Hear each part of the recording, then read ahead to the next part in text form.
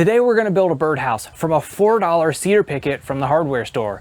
And to make all of our cuts, we're going to use the SawStop Jobsite Saw Pro. Let's get started. So the first thing we need to do is grab the miter gauge and cross-cut our picket into some smaller pieces to use for the front and sides of the birdhouse. So you might be wondering where the miter gauge is. What's really cool is all the accessories for this saw are built into a storage compartment right here on the right side. And to open it, you flip up this lever and the right side pulls out.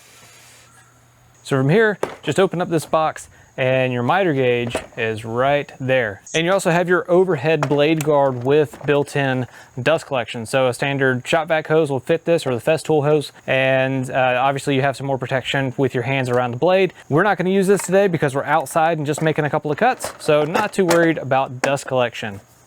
So close that up, lock it back down. And now what's really cool is your fence is stored right here on the side as well. Okay, so since this board is a little bit on the long side, we are going to open up the right side of the table again to give ourselves some more support for this piece. And I'm just gonna rough cut it right now to break down the material a little bit, and then I'll work with smaller pieces and refine it from there. One thing that's really nice about this saw is how fast all the adjustments are. For instance, you can raise the entire blade height with just a single turn of the knob.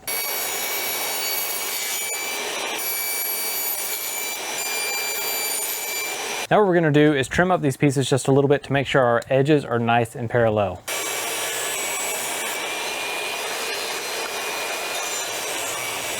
With one side cleaned up, we're gonna flip them around so our cut side is now gonna ride against the fence, and we'll bring the fence in to our final dimension.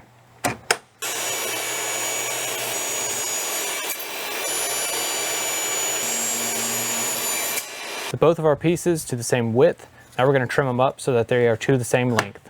The first pass we made was just a rough pass to break down the material a little bit, but with our sides trued up, now I'm going to take a second pass. I'm just gonna skim this edge to make sure it's nice and square. Then we're actually gonna use the fence to cut this piece to its final length. And check that with a square real quick.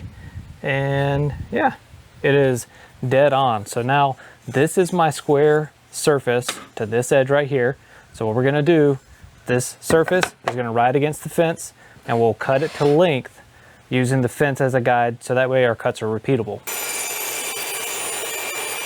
At this point, we have two pieces for the front and back that are essentially the same.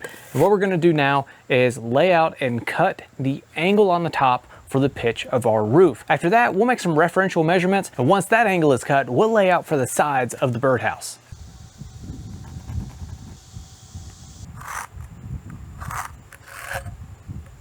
So I was getting ready to make the first angled cut, and I realized the piece is too short to safely cut with the miter gauge because there's just not enough material from the front of the birdhouse on the miter gauge to keep it from rocking as I start the cut. So what we're gonna do is take a quick detour, and we're gonna make ourselves a little fence or an extension for the miter saw with just some of the extra material from this cedar picket. So let's knock that out real quick.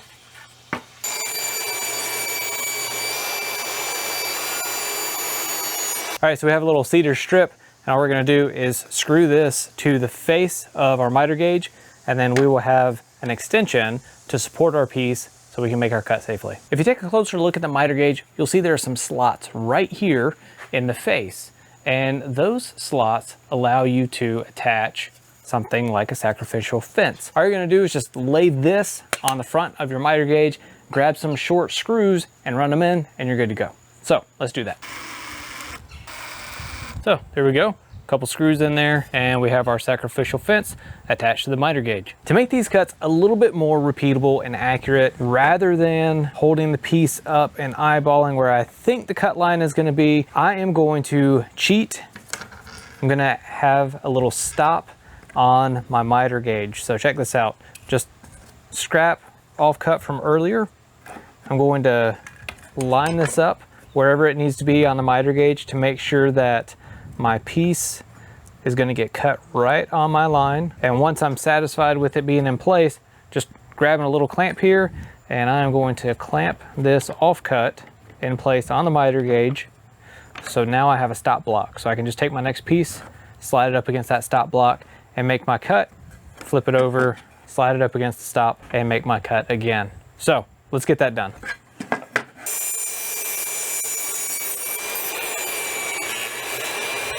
All right, so there's one. Excellent. All right, so let's check out and see how close these pieces are to being the same. And yeah, that's dead on. Even though my cut line isn't quite cut there, these two pieces are cut exactly the same. So now we're ready to make our sides. Okay, so now what we're gonna do is simply hold our piece for the sides up to this, mark it, and then we're gonna cut it exactly where it needs to be. Easy. First, we're gonna rip this to width, and then we'll cut it to length.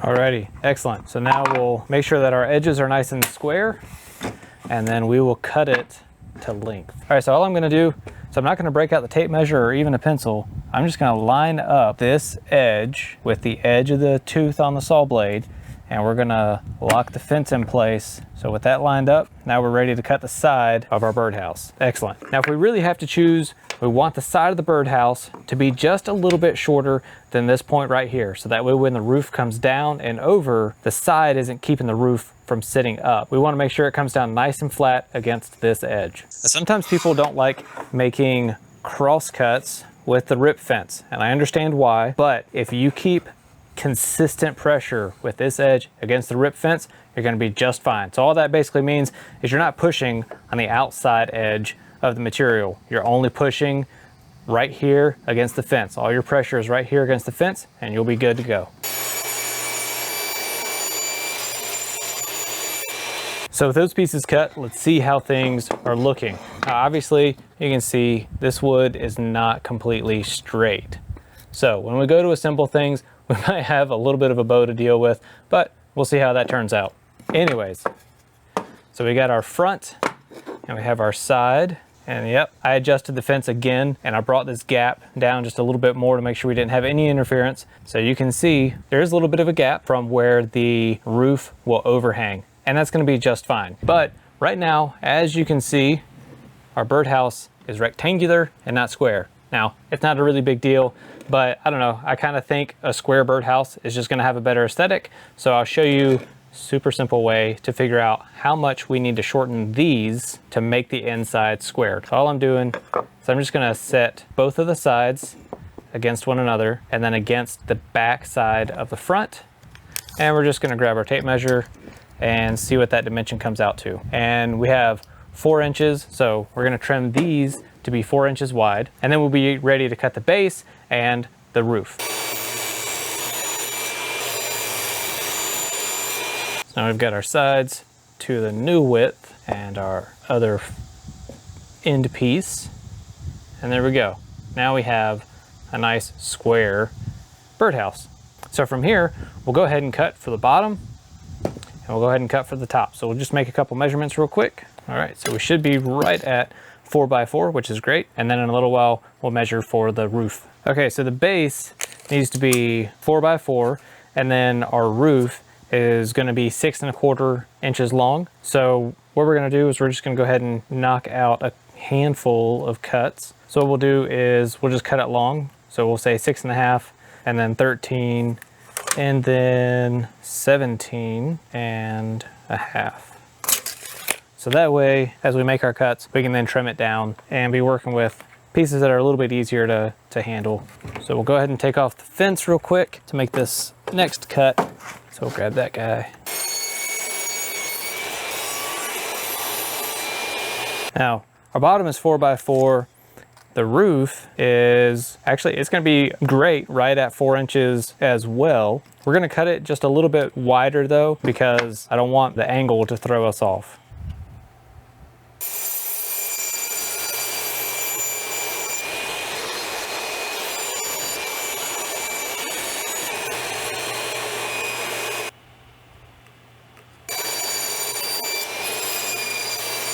All right, so with that cut, now we're going to get our angle cut for the roof. And this is super fast and easy to do. All you do is squeeze the wheel, turn it over, and that is it. It's locked in place. You don't have to do anything else. And now we'll slide over and just eyeball where the blade will cut through the top. That looks like it'll be it.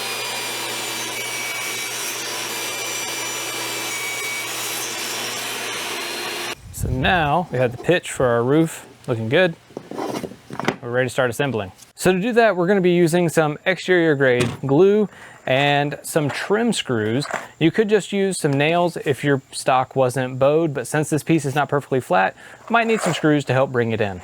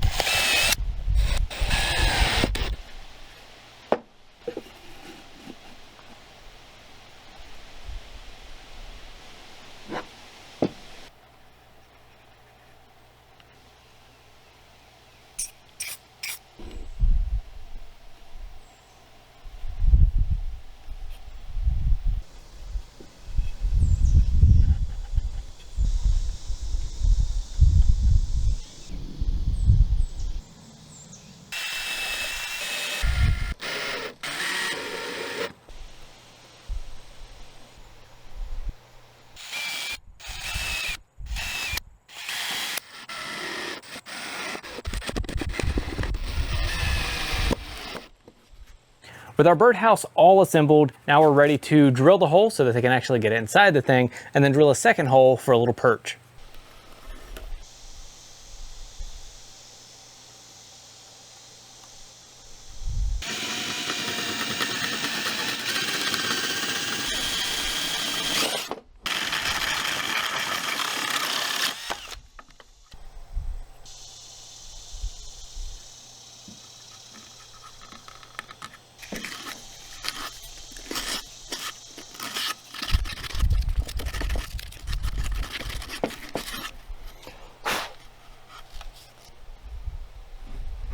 With our birdhouse wrapped up, now all we have to do is pack away the accessories. And like we saw earlier with the onboard storage with this saw, that couldn't be easier because you have your storage tray right here in the side for your miter gauge to clip back into.